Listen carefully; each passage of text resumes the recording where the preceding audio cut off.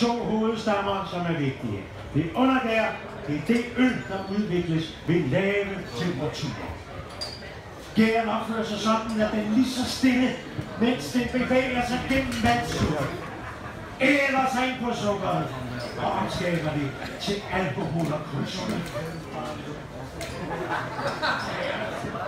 Er det klart? Til jer i den side i år. Og til alle sider. Så lægger snakkerne sig i bunden af fladet, og så indhøster vi gæren fra neden. Er I med på, at gæren er noget fuldstændig bedående? Gæren er en pragtfuld lille mekanisme. En svamp, der lever af sukker. Hver gang den møder sukker, begynder livet for den igen. Den ligger i dvale. Den ligger i dvale på den måde. Er det klart demonstreret?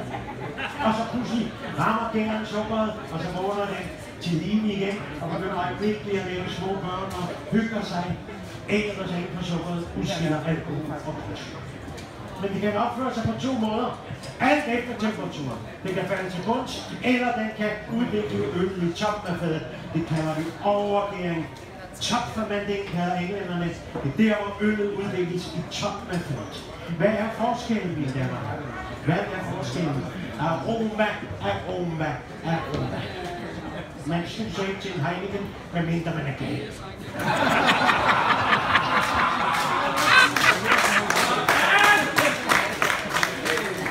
Det er hyggeligt at drikke som en dejlig græslæg bak, som altså ikke er nogen vej, men bare hyggeligt at drikke sådan en øl sammen med æg.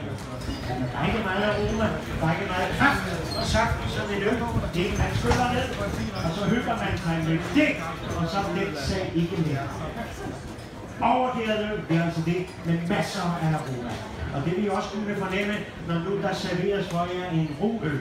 Og nu er vi altså gået fra det unge øl, 1840'ernes øl, og så helt tilbage til middelalderens øl. Mine damer og herrer, vi er på vej ind i historiens hjerte.